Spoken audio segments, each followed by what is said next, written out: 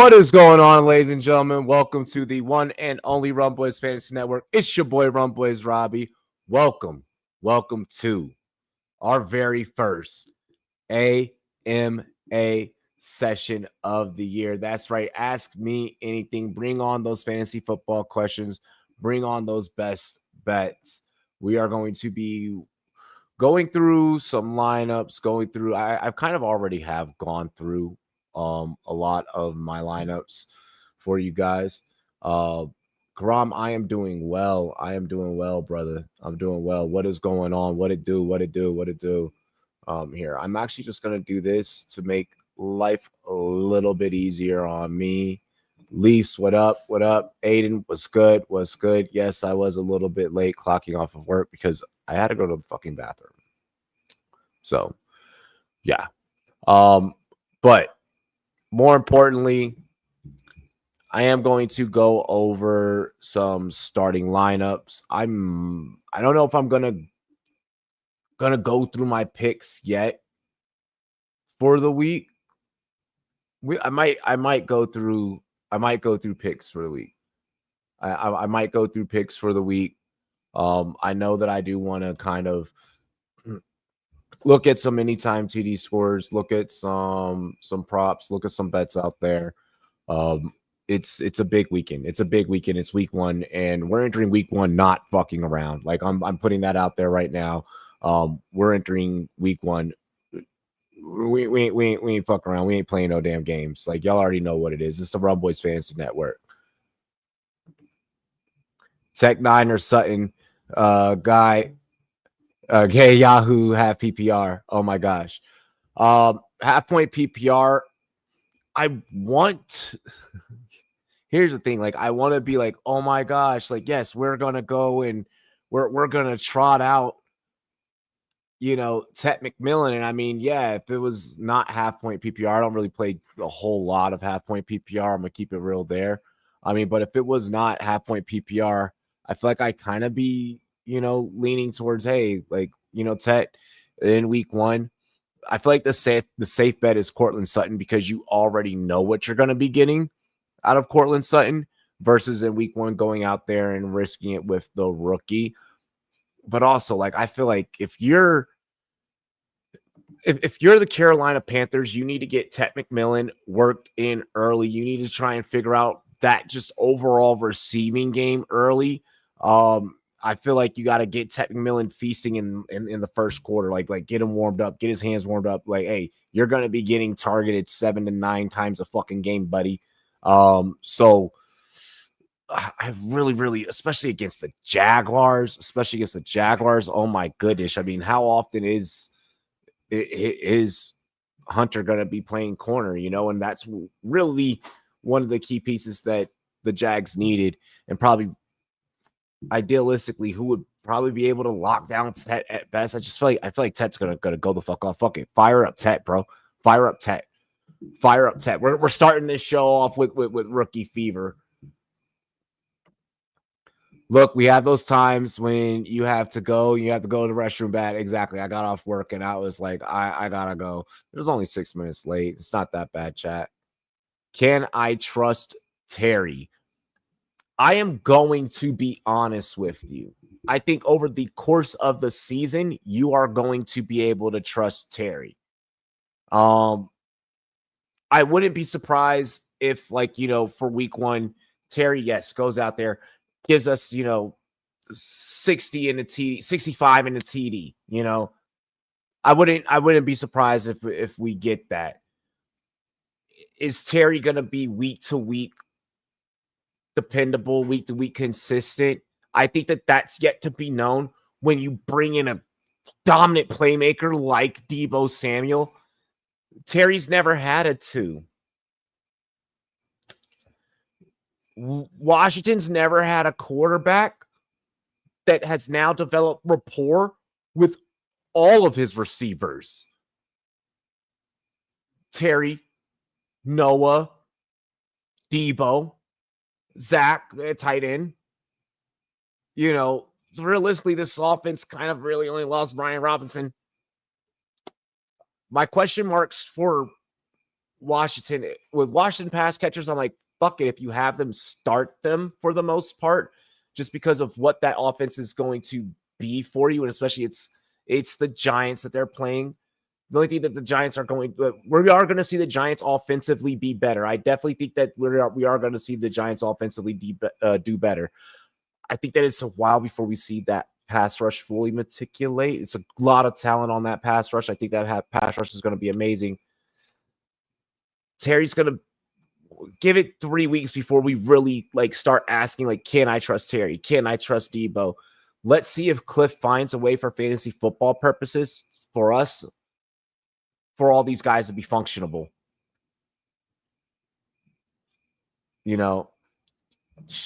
What up, Matt? What's good? What's good? What's good, Matt? Hey, week 1. Happy week 1, everybody. Debo dangerous at the buffet line. I'm dead. I am dead. Of course, I trust Scary Terry. But when we contextualize it for fantasy football purposes, I think that there is a little bit where you weren't thinking about it before because of all the trade talks. We were just like, Terry needs a sign. This team is we were only thinking about it from an NFL standpoint. From a fantasy football standpoint, oh shit, how do all these mouths get fed? And we know that Debo likes to eat. My first question of the 2025 season is Pollard, Golden, or Javonte? I think I'm going to surprise you with my answers with this one. Is this a start 1 or am I getting start 2 just to clarify? And what's the scoring settings? Fuck, I need to get water. I got my tea. Still. Because, regardless of format, I feel like I already know who I lean towards. If this is a start 1, you're going to be shocked and you're going to be surprised. This is a start 1 until Rice is free. I'm dead. So you're going to be shocked then with my answer. I know that is a very tough defense that they are going to be facing this week. I know. Could have thrown Rome, but we'll leave Rome out of this. It is going to be Pollard for me out of these 3. And even if you want to toss in Rome, it's still going to be Pollard for me. Out of these 3, Pollard, believe it or not, finishes RB24 last year. So I'm a lot higher on Pollard than probably most in a situation with offense that, what the hell are you doing? With an offensive coordinator and a head coach that, still really need to figure out a way to get things going. Then you also couple that with a rookie quarterback. I think that we're going to see a lot of Chig getting a lot of work, a lot of Pollard, a lot of passing out of the backfield, keeping the game simple, keeping things short, simple, and sweet. A lot of short distance passes, a lot of short distance throws, a lot of screen throws, just to start getting Cam Ward warmed up to real full speed NFL football. Maybe you get a chance at a down the field shot at Calvin Ridley, but honestly, Patrick Surtain is going to be on Calvin Ridley this week, folks. We're not starting fucking Calvin Ridley. But of any of the Tennessee Titans, your startable ones are going to be Pollard, are going to be Chig. The ball has to move somewhere, and I think that those 2 get you the best ROI in an offense that is working with a whole fuck ton of new. We're never starting Cam Ward. You have Terry in your Cousins league? Bro, fire him up. There. Yes, the Giants, the Giants have a pass rush. You're not going to be able to rush Jaden Daniels for 4 fucking quarters. You're not going to be able to. There are certain quarterbacks, Lamar Jackson, Josh Allen, Jaden Daniels, Kyler Murray. You're not going to be able to pressure those guys for 4 quarters, because otherwise they're just going to freaking just run all over you, and you can't have that. So the Giants are going to have to find a way to also contain Jaden, which could also open things up for that backfield.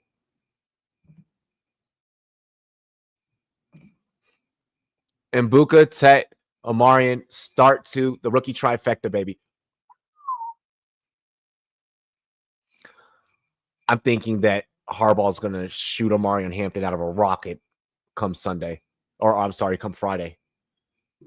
I think that Hampton makes the first major splash of fantasy football rookies, of skill position rookies of the 2025 season. When we see the Chiefs and the Chargers, it's going down in San Paulo. When we have to get to that game, I think that we are, which is going to be live on YouTube. We'll have the YouTube. We'll be doing our live reaction to the YouTube broadcast. Omari Hampton, I am definitely firing up. Between Tet and oh my gosh, Tet and Ibuka, that's super tough. That's super tough because I am so biased towards Ibuka, but I'm gonna say Tet because Carolina is selling us this pipe dream that he is going to be wide receiver 1. They are telling us he is going to be wide receiver 1. Unless Bryce Young and Xavier Legette went raccoon hunting during the fucking offseason and were riding ATVs and fucking horses, pause, then and they suddenly developed some chemistry. I don't know. I don't know what Legette's gonna be. There's no old man Thielen there, so who's gonna step up there to be the 3? And kind of take away, and redictate some type of the coverage. I'm firing up Tet. Tet's gonna be the primary target in that offense. That offense doesn't even target the tight end, bro. So, bro, what? This is wild. Gio Lopez did stink it up in Chapel Hill. Gio Lopez did stink it up in Chapel Hill. He is going to be good. He is going to be good. Hold on. Juwan Jennings reached an agreement on a deal that will add $3 million in playtime incentives to the wide receivers contract per his agents Drew Rosenhaus and Jason Rosenhaus. Now, instead of earning $7.5 million this season, Jennings can earn up to $10.5 million. Really? Maybe Jennings now can become playable. Maybe Jennings now becomes serviceable.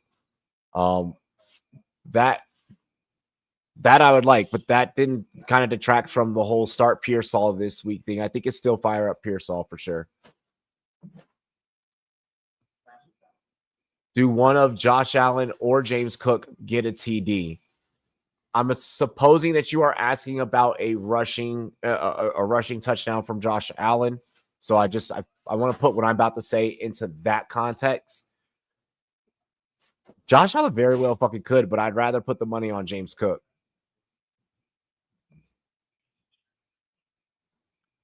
I would much rather my options on James Cook. Last time Ravens Bills met, this is a knockout drag out match between these two. I feel like that game, Sunday Night Football, that game could be very high scoring. They're putting it at 50.5. So that is dangerous. That is deadly right there. Also got Mbuka in Dynasty. I have such a feeling about him. Yeah, bro. I'm high. I'm high on Mbuka. I'm high on Mbuka. I surprisingly do not have Dynasty shares. No, I think I do have one. I surprisingly don't have Dynasty shares. I went through my lineups earlier today. Renfro in Carolina is I'm not worrying about. I'm not worrying about Renfro in Carolina. Because he was cut, then brought back, and then no. Robbie, you've been watching Good Morning Football recently. It's on. It's on every single morning. But typically my mornings are getting content out for you guys and editing. So anything that's on is more so of background noise or for me to see if a player is getting traded or released or cut or injured or it's more so just for me to see than anything. My mornings are editing for you guys and editing for the YouTube channel. Caleb Johnson TD plus 470 or C-Rod TD plus 270. It's just too many mouths to feed in Washington. I would fade that. It's just so many mouths to feed. It's just so many mouths to feed. And look, this is as a Commanders fan.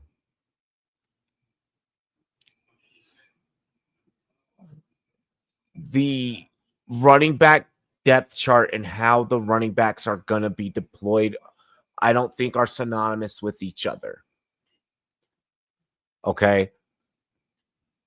Do I think that they fully lean on Chris Rodriguez? Like this is an organization that's high on every single back that they fucking have back there. So I feel like they could easily just be like, oh, like Chris Rodriguez, like we're gonna throw you out there. Oh, well, like that didn't work. Like they're gonna just keep throwing guys out there and cycling guys until they see one that just works and it just pops and they can handle the workload.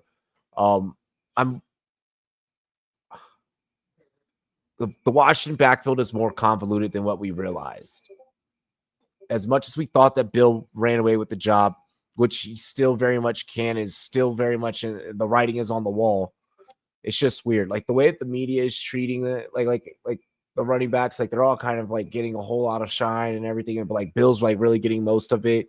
It seems like that direction is happening sooner rather than later. So I just worry. I worry it could be a situation of he's listed as RB4. Oh shit, he's taking the first team snaps. He's taking the opening snap. You know, like shit like that worries me when with teams that have that much versatility. You know, I almost feel like I'd rather play the Caleb Johnson over the C-Rod because I feel like that Caleb Johnson's pathway to the split carries with Jaylen Warren is a little bit more clear cut and less convoluted. I am hearing rumors that Aaron Rodgers doesn't like Caleb Johnson, but that just kind of like plays into like the whole like A-Rod not traditionally liking rookies thing.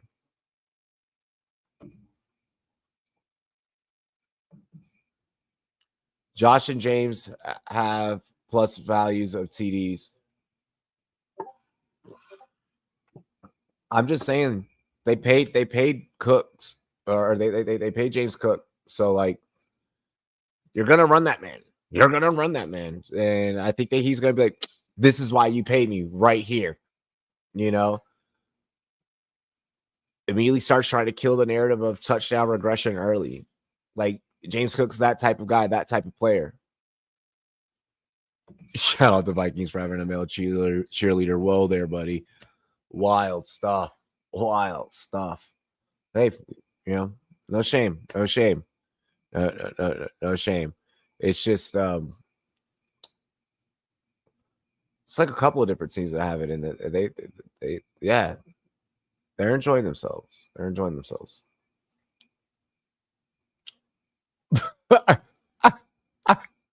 At least like I'm setting you up for some shit.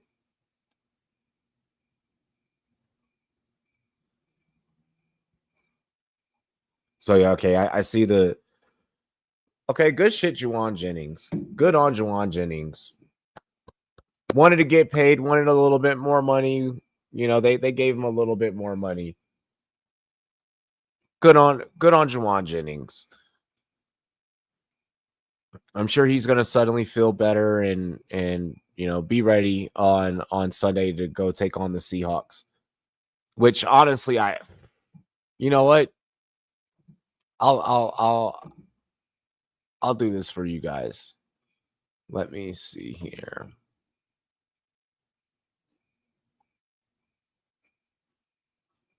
Give me just 1 second. Oh, is it not going to let me?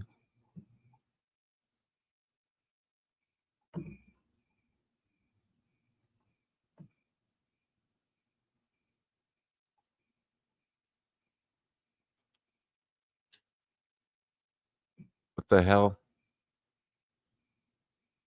Give me just 1 second.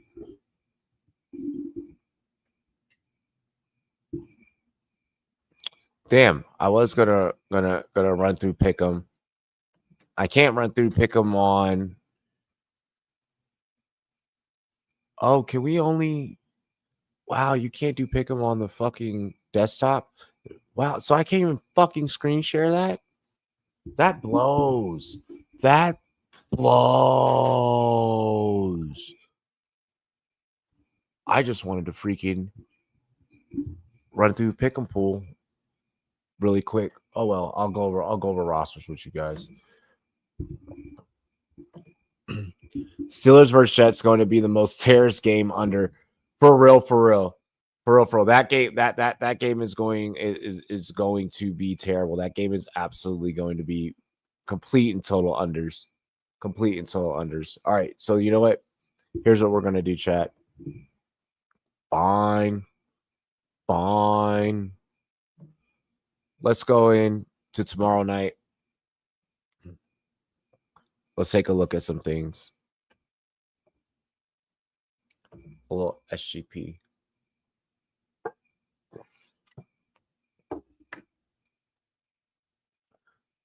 We're just window shopping. We're just taking a look at some things here.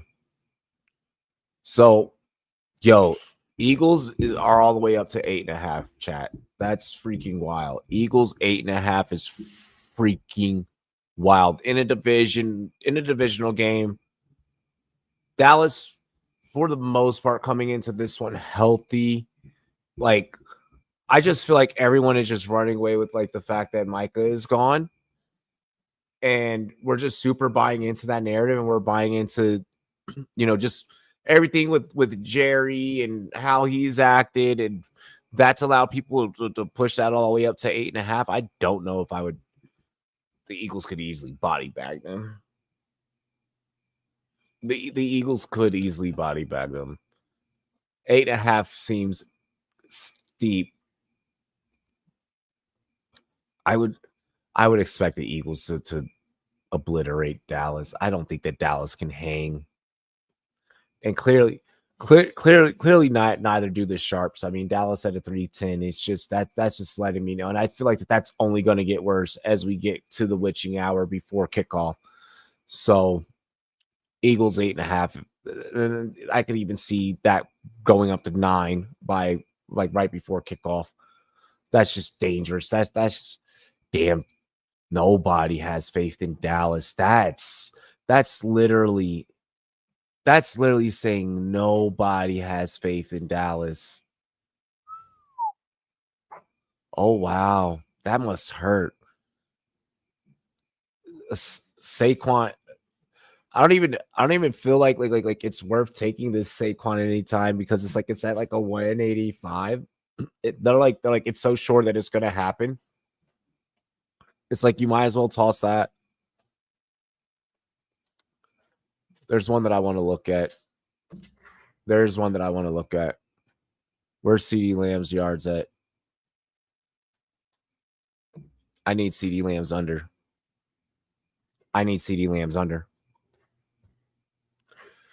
CeeDee Lamb has never outperformed his week 1 fantasy football ADP. I am going to rely on that trend to keep continuing. Where is it? There we go. CeeDee Lamb over under receiving yards. We're going under 72.5. I think Quinn, he gets locked up in Quinyon Bay.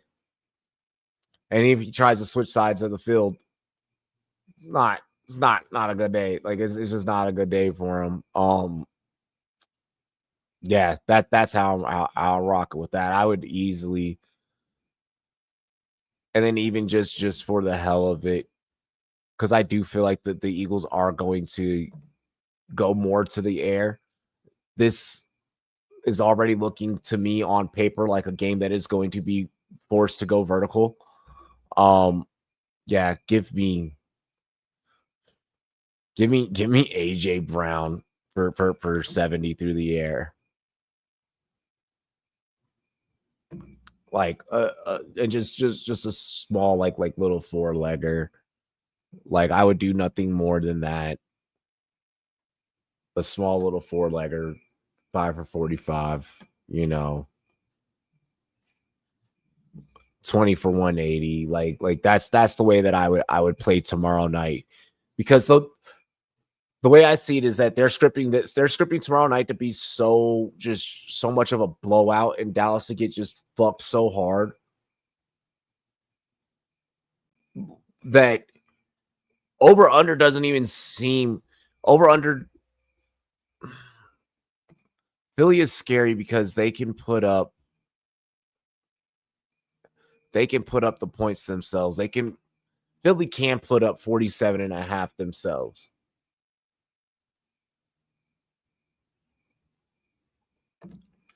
George Pickens yards, Garbo time, blowout. Yeah, I would be willing to go and take the George Pickens over if you want to try and build a card of like smashing just all overs. I think that CeeDee Lamb is going to shit the fucking bed. Jahan Dotson game, that'd be wild. That'd be wild. That'd be wild. Lightning striking in a bottle twice. The Eagles front seven scares me a wee bit. That Eagles defense is nasty, and that's what I'm saying. Like that could very well. Football is a game of errors. Dak's gonna throw a pick. Dak is gonna throw a pick in this. I would even be willing to be like Eagles spread, Eagles interception, Saquon anytime TD. Like there's so many different picks in this game, but like you gotta pick sharp. I feel like Harvey, Henderson, or Tracy. I feel like for this week, I'm starting Harvey. With Henderson, I'm waiting for Ramadre to put the ball on the ground again, and then it's going to be Hendo. I'm probably starting out of those three. I'm probably starting Harvey. I don't know with Tracy.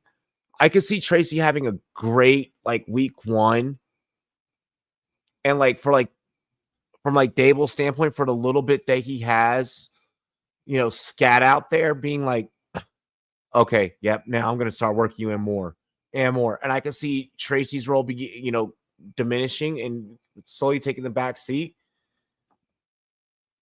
We could easily be looking at this as the best rookie running back class that we've seen in a very fucking long time.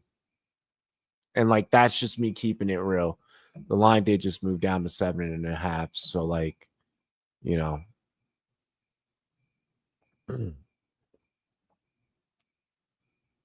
Love Penix over 234.5 yards.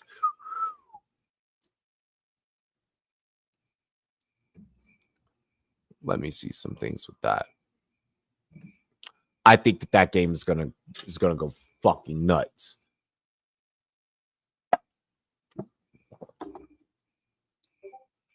I think in that game, because it's divisional, you could easily see it just be a back and forth. Like, Atlanta loves to play close football games. Atlanta loves to play by the skin of their fucking teeth. Atlanta likes to go out there and just find ways to just make plays happen and score points. There are plenty of times watching Atlanta Falcons football, I'm like, how? Like, even in their losses, I'm like, how? How is that the point total?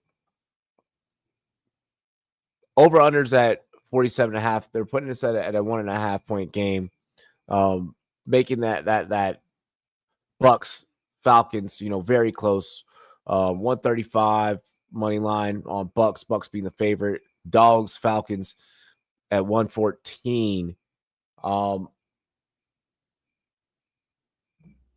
Week one, are we trusting Penix like that to go to the air with London and them boys? Let me just see what his single passing prop is.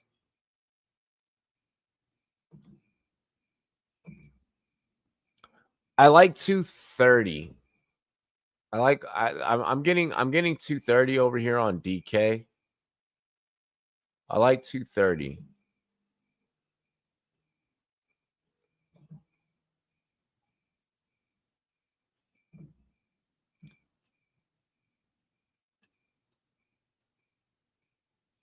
Yeah, I'm getting. I'd rather lay it straight up 230 versus playing like the over under of like that extra like 4 yards. I don't know.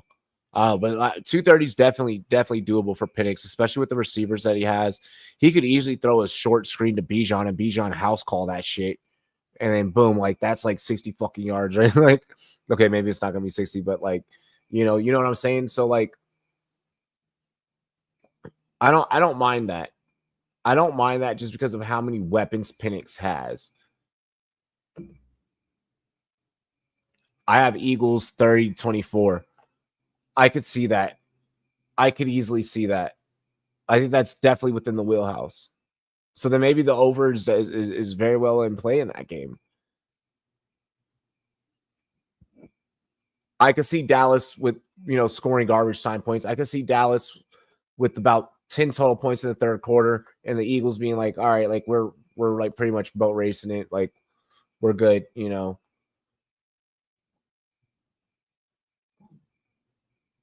Who here wants Rattler over yards is not that bad. All right, let me see that because that could be a sharp call. Like I'm not even talking like no funny business. Like I'm not even being funny. That could be a sharp call. Like if the number is low enough to where it's like, hey, we could maybe get away with something there.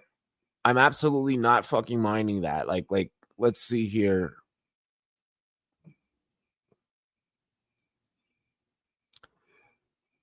$180 at 180 minus 150 ain't fucking bad, dude. 190 at 108, like that's not bad.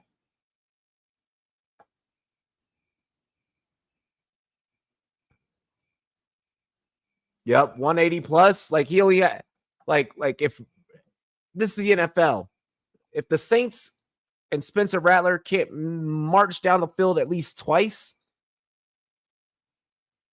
like if they can't put together sustainable drives at least twice, 180. If he only needs 180 at minus 150, 180 plus at minus 150, or even if you want to bet it up to 190, and still keep it chalk.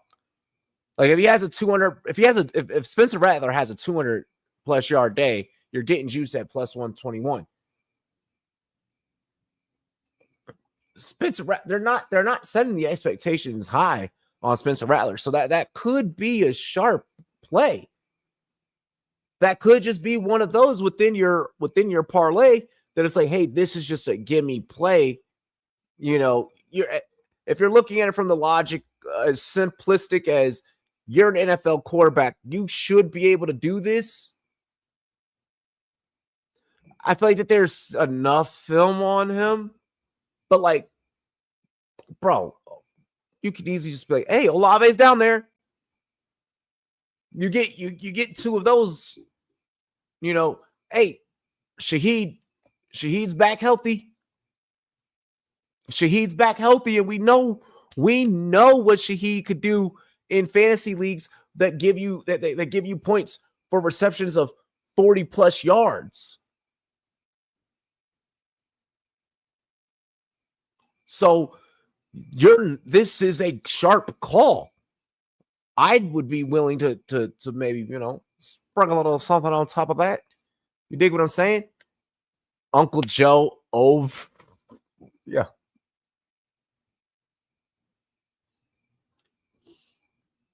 Over one. Oh, what do I have passing TDs? I thought for I'm tired. I thought for a second this man said Uncle Joe over freaking 1.5 pass yards. I was like, damn, we that out on the Browns. Look.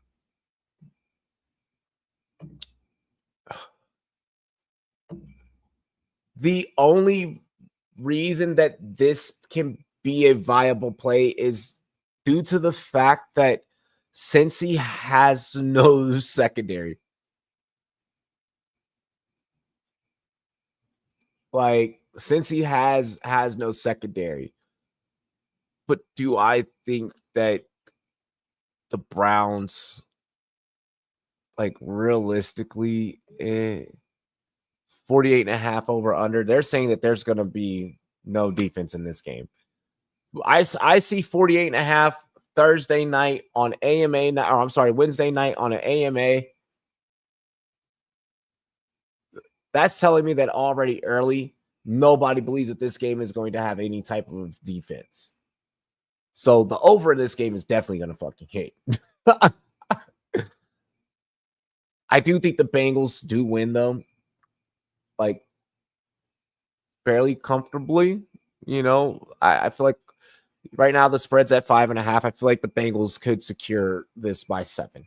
Like, easy. Maybe even 10. Because the egg of Evan McPherson bottom half just to be like, oh, we're just going to, you know, like, seal it. Like, we just need to go ahead and, like, make sure that we definitely put the nail in the coffin. You know? So I could see over 1.5 passing TDs. Jerome Ford, anytime rushing TD, plus 145 in that game. Anytime. Jerome Ford to have 2 TDs plus 1K. What if Cleveland's just like, we can't move the ball through the air? Fuck it, just run. That's what they did when they had Nick Chubb. They don't really have a whole lot of anyone else.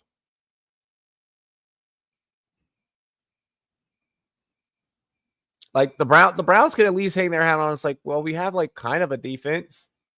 I guess. It's just their defense is always tired because their offense always puts them back out there on the field because they can't score points.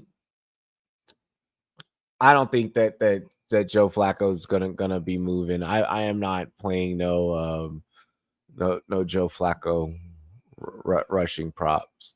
Like what even? Let me see just now. Now you done got me interested. What would that even look like? Like what would that even look like? They don't even have it.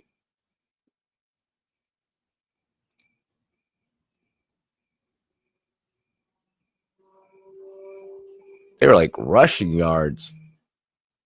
Flacco? They're like, hell no.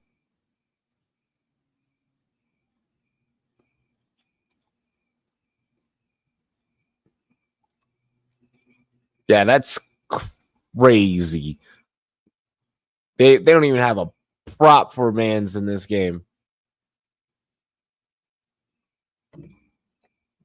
Fun fact, Dan Campbell is 68.6% against the spread. Those are odds that you absolutely have to love. Those are odds that I can get behind that. I could get behind that. I could get behind that.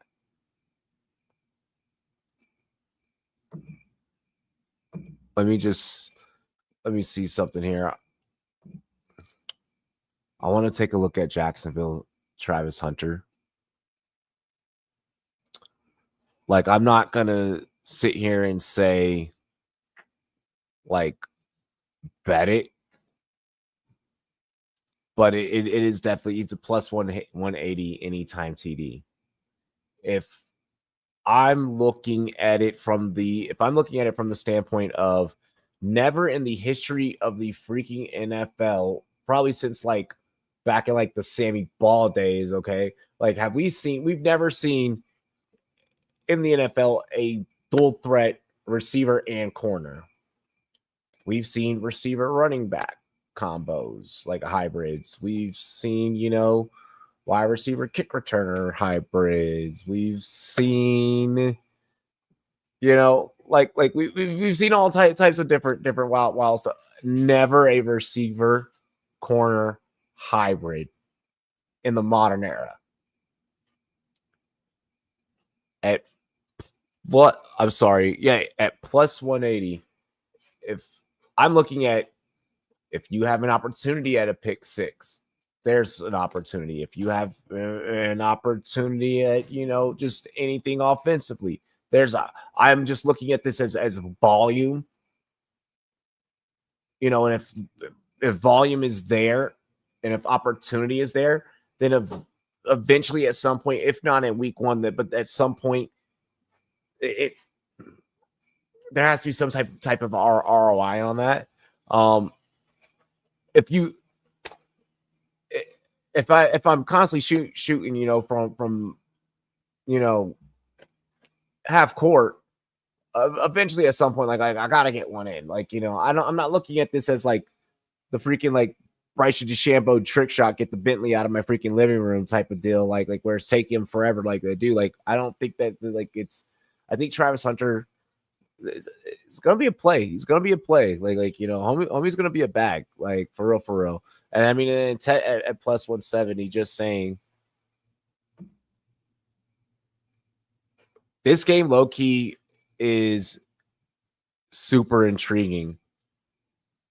This game is low key super intriguing because they're giving Hunter 50 yards, right? But like, okay, well, like if he has to, you know, if the game goes like left and he has to now play more defense, like could that under, you know, maybe be, you know, be hit? I probably would stay away from that, like just for now.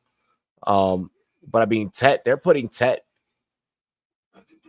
anywhere between like 60, 70, you know, so like that's already saying what everyone in the whole world and just what type of talent that everyone's thinking that Tet can be. You know, so sharp play. I'd be willing to get a rookie breakout at 70 yards and maybe even a TD. Like,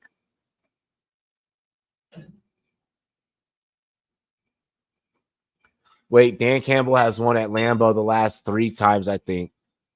I believe so. Micah Parsons might have to get an epidural for his back. Like in order to play this weekend. I find that freaking crazy. So like that adds to the fact that okay, like he actually did have a back issue. That wasn't fluff. That wasn't being made up. Like 9 times out of 10, we always like players are like, oh, I request a trade. Oh, but I'm also hurt. Like, let's face it, no, there's no such thing as like NFL players and fighters are never like doing their actual like sport at 100% health. I'm 100% convinced. I'm 100% convinced. Like no fighter steps into the ring at 100% because like what their body goes through in camp and everything like that, all the wear and tear, you know, and football players are never stepping onto the field 100% because just, you know, everything leading up to training camp, preseason, you know, all that eventually, you know, it adds up and everything from the season before. That's why running backs have such a short shelf life. But I think this one is interesting though. We have 3 days to really sit back and diagnose that game. I need to hear more from the Lions organization about their vote of confidence, having lost both offensive and defensive coordinators respectfully, because the Lions were so damn good that when you're a good team, you pay the good team tax to other teams. You know, it just happens. I really love Josh Jacobs, Heimer Schmidt. I really love Josh Jacobs in this game. I really love Jahmyr Gibbs in this. Just that whole Sonic and Knuckles combination. This game super freaking interesting from the standpoint of what these backfields can do. I'm staying away from the receivers for Green Bay in this game. Just because I want to see what Matthew Golden's going to do. I want to see if, you know, like Jordan Love and Jaden Reed, you know, still have some sort of connection there. Romeo Doubs has been known to be a bit of a head case, you know, here and out. I think I already brought this up, but does Matthew Golden, like, you know, pop out?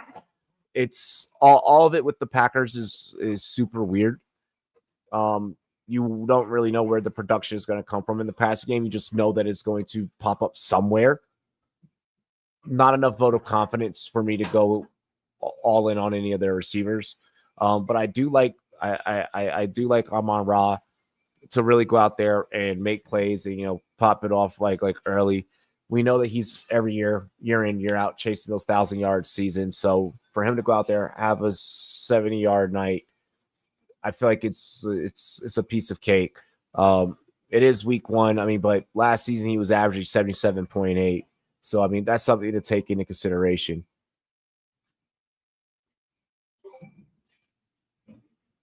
Dan Campbell covers 71.6% of the time on the road and 72.7% within the division. This easily keeps becoming more and more reasons to continue to like look at Detroit, look at the Lions, and be like, yes, like I'm all in on Detroit. I want Detroit. I'm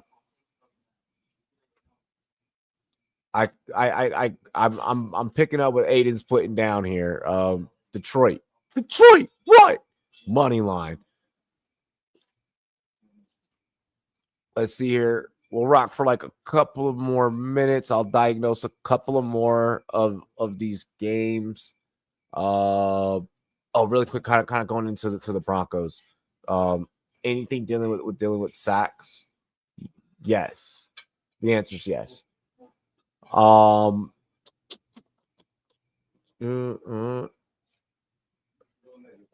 What up, Gator? What up? What's good, bro? Live just for a few extra minutes. I'm probably going to pick like 2 more games that I want to diagnose. And then we'll hop off here for the night.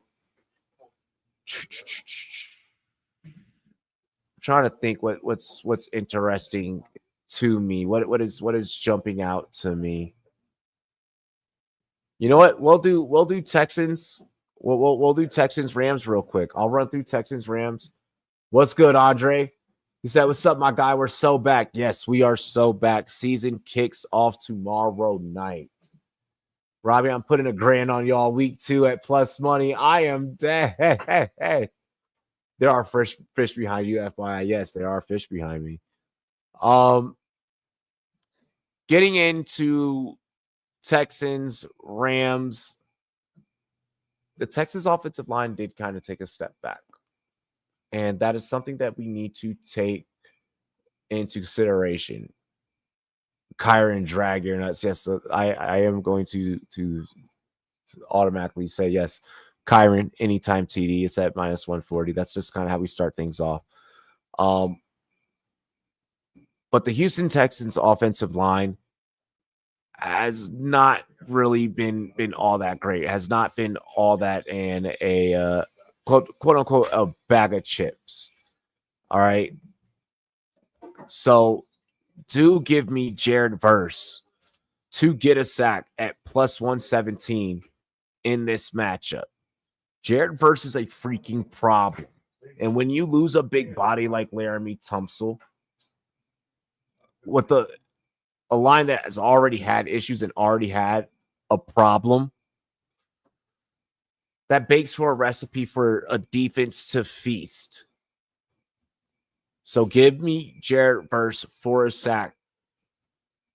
Really quick, he could easily. There's a chance he could be defensive player of the year. Like if the way this kid has been training, and then also, working with Aaron Donald in the offseason, the Rams could have baby Aaron Donald on their hands potentially. Like the kid is that talented versus that talented.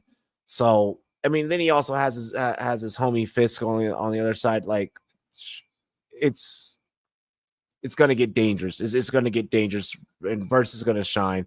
They're not going to be able to double team Verse the whole time off that offensive line. Hell yeah. JD5 is walking into Lambeau and running through them. What's good, Connor? What's good? So I am going to, on that one, I am going to say Jared Verse, sack. I am going to throw out, like I said, just give me 1 second. I am going to throw out that Kyron Williams anytime TD. It's just, I mean, how could you not, right? How could you not? Let's talk about receiving props. This is where I am going to kind of look at the Houston side of things. You're going to want to figure out your passing game. I don't know if you try and put the workload fully on Chubb all the way quite yet. So this calls for impulse to want to look more towards Nico Collins. Okay. Nico Collins, just a cool 70 yards. That's it. Just a cool 71, 72 yards. And it's a good day. It's a good day for Nico. Nothing too crazy. We get that he's getting back in, to health and everything like that. But Nico Collins there as well. And getting into passing. Look, I know I said that, Stroud might, be having to deal with some duress situations given that Los Angeles defense. But with that being said and stated, give me Stroud for 220 to start off week one. It's not crazy. It's a plus 800 pick. Just some things that I feel like that could happen in that game. Countering into the fact that I do think that CJ Stroud is going to be under duress a good portion of that game. But I do believe that points are still going to be put up. What's your opinion on the running back room? Do you think Krosky takes over eventually? I do think that he takes over eventually. Like I mentioned, there's a lot of talent in that running back room. They have faith in all those guys. We'll see what'll really happen. As the season builds, Chris Rodriguez was projected to have a bright future, and he took the year to develop, and now he seems to be ready to take a role. Of course, we know what the veteran Austin Eckler could do. We got to give it time. I do believe, though, that Crosby Merritt, we should probably see him fully take over week 4, week 5. For all we know, they have him listed right now as RB4, and then he could go out there and just tear shit up. Commanders at plus 130 versus Green Bay. Yeah, never put us as dogs. We're coming to take cookies. What up, CB? How you been, bro? Woody Marks sounds like somebody I go into. I am dead. He does have a core name, By the way, Woody Marks could be seeing third down situations. I'm not saying like start him or go out there and grab him right now or like place any bets on Woody Marks or anything. Be on the lookout for Woody Marks to maybe take on a third down role and then maybe expand that role, depending on how long it takes for Joe Mixon to come back. We could be talking about him as a waiver wire guy between next week or coming weeks. Life as LJ. How about those Cowboys? They're sorry as their owner, Jerry. You guys are not projected to win. It's not looking good. It's projected to be a blowout. The line was up to 8.5. The spread was up to 8.5 tonight. You guys are plus 300 some odd dogs. It's not looking good. The only thing that you can do if you're a Dallas Cowboys fan is pray. That's about it. That's about it. Debo revenge tour soon. Yep, we will have to take on we will have San Fran. It is going to be a revenge tour. I'm sure that we have a plan and a scheme for Debo to go out there and have his day and have a field day, So super excited. I'm excited about the Commanders season overall. We're gonna go out there and we're gonna shut shit down. We're gonna go out there, we're gonna shut shit down. We're gonna prove a lot of the doubters wrong. It's gonna be a damn good season. I'm hyped. I'm hyped. I feel like my expectations are set properly. Super Bowl or bust. Those are the expectations.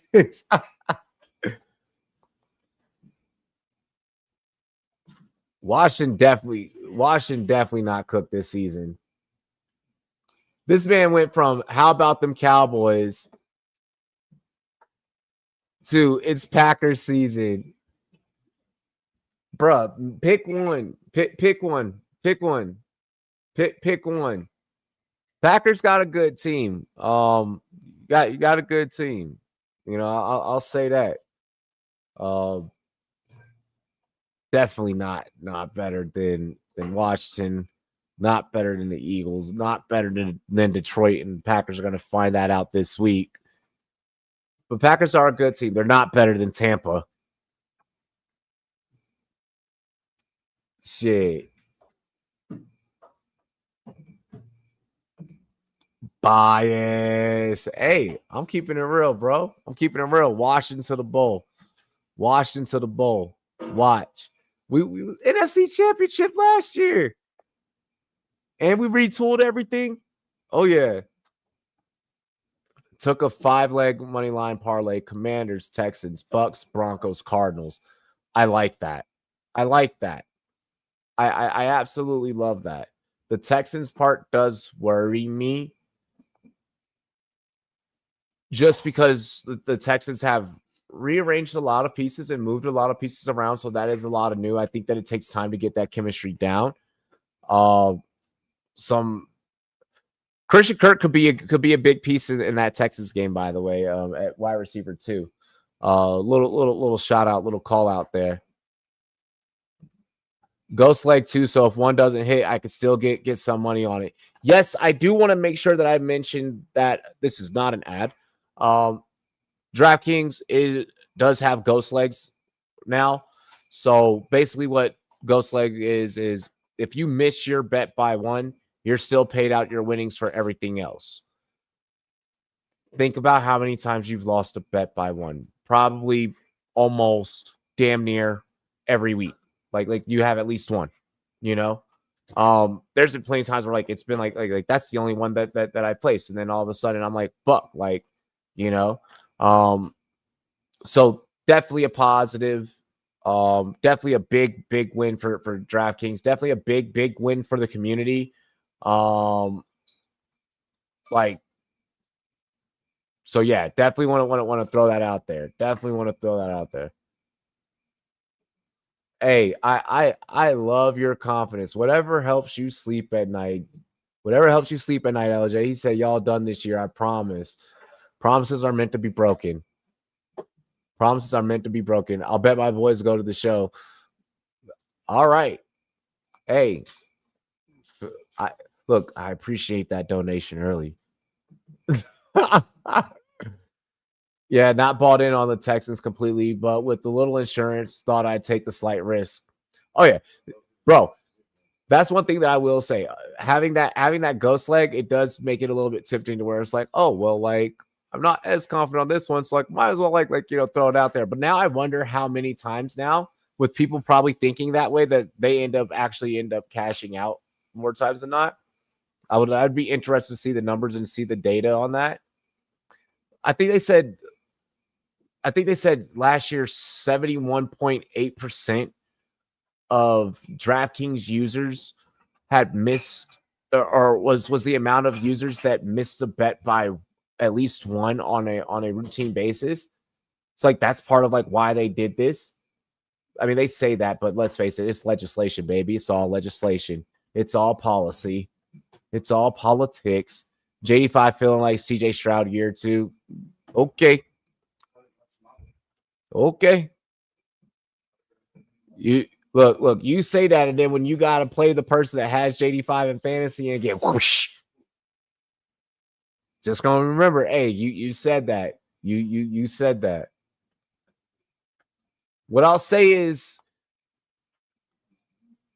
I don't expect JD5 to have to run as much because bring in, Debo, who is a hybrid. He shouldn't have to run as much. But then also, like, I mean, I get that it was preseason, but like one of the things that I did say while covering that action live, I was like, I don't think we did a live stream for that. But one of the things I did kind of like, when watch that was like, hey, he doesn't need to run. He had open receivers on that play, but he still was like, oh, but I also have an open lane and I can run. So, I mean, I would expect him to keep himself safer, but we also say the same things about guys like Lamar and Josh Allen. And I think we just have to accept that this is the new type of quarterback where they can also run, and it's going to become more normalized. I love Amari Hampton. Like I said at the top of the show, Friday night, we're going to see Harbaugh shoot Amari Hampton out of a cannon. It's going to look like he got shot out of a cannon. I'm not sure if Harbaugh's too partial on Najee, or let alone having a two-back system. I think that Najee is just there for change of pace. I think we're looking at something like a 70-30 split between these two, with Hampton being the 70 of that split.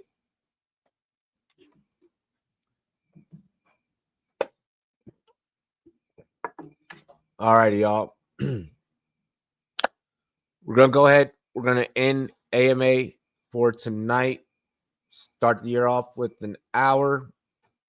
Draw some good tips. Covered a lot about some good players. We have a big weekend ahead of us. We have games Thursday, Friday, Saturday's college football. Saturday's the only day that I get off during the season. Sunday we got Rum Zone. It's back. Also ESPN. Y'all are basura for putting commercials into Red Zone. Completely preposterous. That's fucked up. Completely wrong to do the people that way. But anytime that it's, less of ESPN and more so Disney, those corporate overlords that step in and start controlling everything, we lose all the cool shit. We lose all the fun shit. So, yay, capitalism. Yeah, and then also no more streamies. So, yay, capitalism. Gotta love it. Cheers to me. Cheers to you, all the Rum Boys and girls. What it do? Dilly dilly. Catch you guys tomorrow night. Michael, I'll let you guys know if I go live on TikTok tomorrow morning. I do want to start, utilizing the mornings to go live on TikTok, but then I also simultaneously have to maintain a schedule of posting content. So we'll see. Cheers, boys. Ahala. Have a great night. Deuces.